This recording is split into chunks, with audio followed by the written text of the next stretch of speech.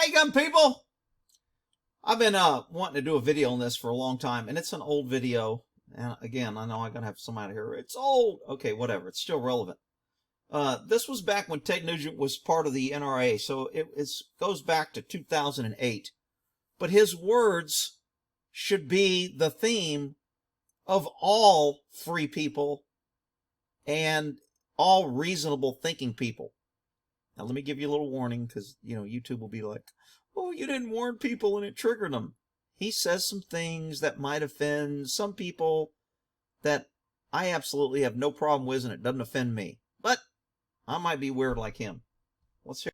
Okay, here we go. Second Amendment, gun control. You've been on the NRA's board since '95, and this is a subject that you maybe feel more strongly about than any other. I believe that Make your case. I believe that. I want you to look at this is from PBS, so PBS is a liberal left wing, because they get government money. They can't make money on their own. They can't do anything like a free market. They have to have government assistance. So I don't like news that gets government money, because then the government can deny them money if they don't push what the government wants. So any so-called news organization that gets government money loses credibility. But let's watch him respond to Ted's response. That a person's moral compass can be determined by how he references free men the right to defend themselves. The Second Amendment is so obvious to me, it's insane that there's an argument. God gave, let's pretend there is no document. Let's pretend brave families didn't leave the tyrants and the slave drivers of Europe so that they could practice the religion of their choice, so that they could speak out without being murdered, that they could produce wool without the king's men coming and taking it from them every season of harvest. Let's pretend none of that happened. Let's just pretend this guy named Ted Nugent parachuted onto Earth and woke up one morning and saw these wonderful resources and had dreams of excellence and being the best that I could be. I don't need a document, and I don't need another man to explain to me that I have the right to defend my gift of life. That's a huge point that most people for gun control don't connect the dots. No person should be told that they can't. If you go to the UK now, and I get comments all the time from UK and Australia, they're not allowed to defend themselves. The government has taken away their ability to defend their property, their homes, and their family. They have to cooperate with criminals in order to give government full authority to take care of them. And if you defend yourself, you take away the need for government to defend you, and government's not going to have that. I mean, it's just ridiculous that we need the Second Amendment, and it's ridiculous on how much it's already been infringed on with 1,000 different laws, or actually 30,000 different gun laws on the books. And that there is an argument in a... This guy's crazy. He wants everybody to have a gun. Guns are scary. I'm kind of nervous I'm even nervous talking to this guy. This is what we called our rainbow flag, pink panty, pink tie wearing. Rick, you can't, I don't even know this guy. Maybe he owns a squirt gun. I don't know. In America, from Hillary Clinton, argument in America, from Hillary Clinton, from Barbara Boxer, Dianne Feinstein, from a whole gaggle of numbnuts who would try to tell me they will dictate where, how, and if I can defend myself. I find that preposterous. I agree.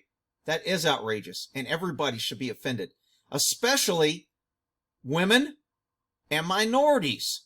Why don't they make gun control a minority issue?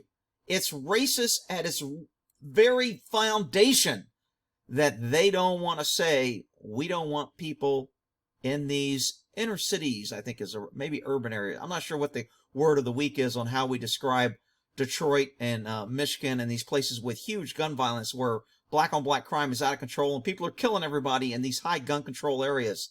Yet the citizens are disarmed by the government, having to depend and wait on the government. Meanwhile, the government steps out and go, we don't have to defend you, but if we choose to, you still shouldn't have a gun. Outrageous. I find it unacceptable, and I will not accept it. I am a free man. Don't tread on me. A good, law-abiding citizen, not convicted of a felon.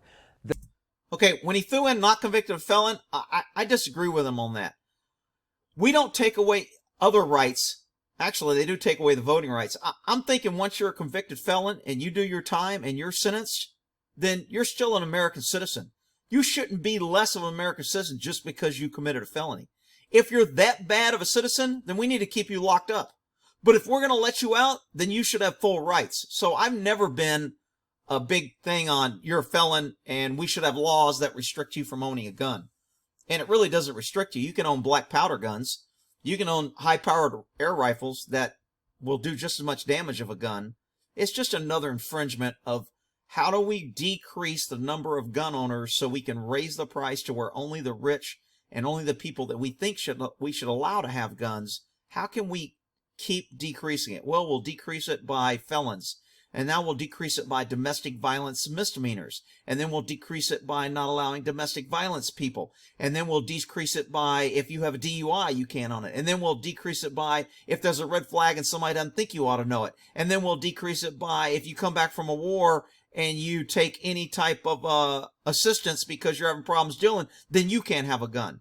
And we'll just keep decreasing the number of gun owners until the minority is so small that there'll be nobody to stand up for the right.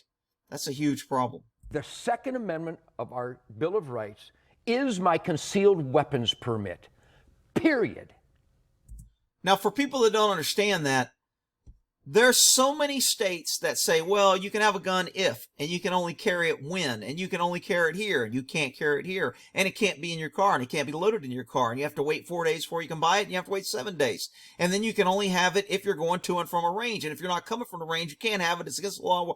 So there's so many freaking laws out there that they shouldn't tell people when and where you can defend yourself. There's a woman that went on the House floor and told where she had a gun permit, and she was able to carry it. She went in a place to where they didn't allow guns, and there happened to be a shooting in there, and she watched her parents get killed when she could have had a gun and stopped it, and she couldn't do nothing because she followed the law, and criminals never follow gun laws, and the idiots that want more gun laws are bigger criminals than the criminal themselves in my book.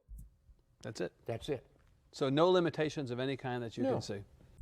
This guy's nervous as hell. He's like, oh my God, man, I better keep this glass between us. He might throw this water on me and I'll melt.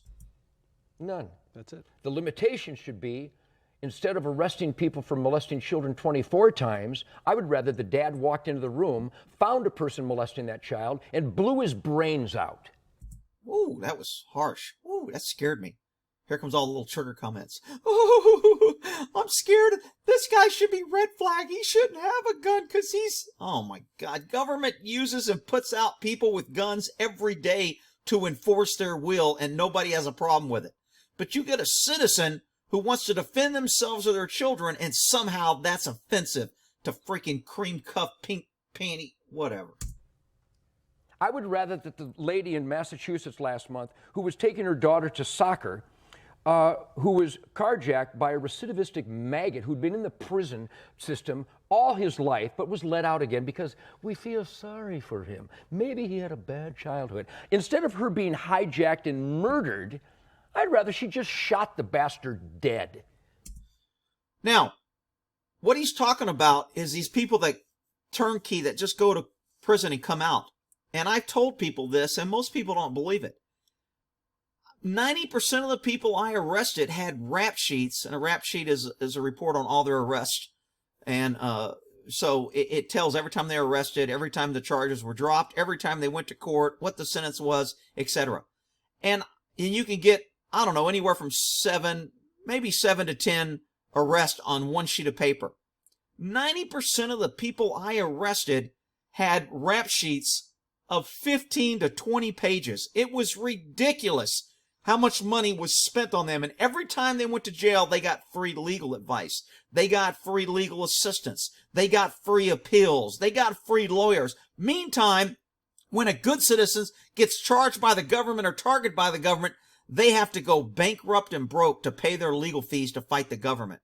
I'm against this free legal crap. Either everybody gets free legal or nobody gets it. If you can't afford an attorney, then you shouldn't be out there committing crimes. This free legal crap, I mean, literally, these people have raked up millions and millions. This is one person. If you go to court and you've been arrested 37 times and you've gone through the process, appealed, and been to court, they have cost hundreds of millions of dollars in their defense and government funds. Meanwhile, when a decent, hard-working citizen gets targeted by the government for some BS charge, he has to go broke in order to defend himself. It's outrageous. But in Massachusetts, somebody decided she can't do that. So she's dead. I would rather she was alive and the carjacker was dead. Yeah, what's wrong with that? Rick, that's mean, and we should be friends, and he just needed a hug, and he needs more training, and whatever. I'm weird. I would rather that the guy who beat this lady to within an inch of her life and This guy gets really nervous. He's like, oh my God, how do I get out of this? This guy's crazy. You notice he's distancing himself. He's sticking this arm out to create distance. His body language just screams fear. rather that the guy who beat this lady to within an inch of her life in Waco, on parole was he, phenomenal, and beat her to within an inch of her life in front of her grandchildren with a whiskey bottle. I would rather she fell to the ground, pulled out a .38, and shot him 6 times in the chest and killed him. Am I weird? Because the guy is going to get out again. I don't like repeat offenders. I like dead offenders. Ooh, booyah! I think this is a great video. I think he speaks for a lot of hardworking people. Unfortunately, the left would see him as crazy and he shouldn't have a gun and he's dangerous. And his attitude is probably the same mean people that made this country the way it is. And he's probably just like those pesky founders that wanted to put this Constitution in the way of government. If we could get rid of the people like him and this pesky Constitution, then the liberals think that government would be better and we would have more reins to help you people and ban things and pass laws and have more government that doesn't need to defend you, but we could defend you and you need us and you can't defend yourselves. I mean, I don't know what it takes for people to wake up. I mean, this virus may be a big wake-up call on dependency on China, our government restrictions that are running businesses out of this country, and how important the Second Amendment is, that everybody should wake up and go, you know what? Man, government wasn't doing nothing if you needed help. They aren't even responding to car thefts, robberies, any theft at all. The government's just not responding. They're saying, oh, sorry, we don't want to risk. And they don't want to arrest new people and possibly infect the whole jail system with the coronavirus. So what's the answer? We don't arrest anybody. We don't contact anyone. We run around with blinders on. We still get paid. We still take all you pesky taxpayers' money to pay us and our benefits, but we don't have to work or perform or do anything that government's been telling you for years how much you need them and how much they need more of government and more protection and more officers and more enforcement of the laws on the roads, because the highways are dangerous, and if we just had more cops, they would keep you safe. Wake up, people. Pulling that there. Good job, Ted.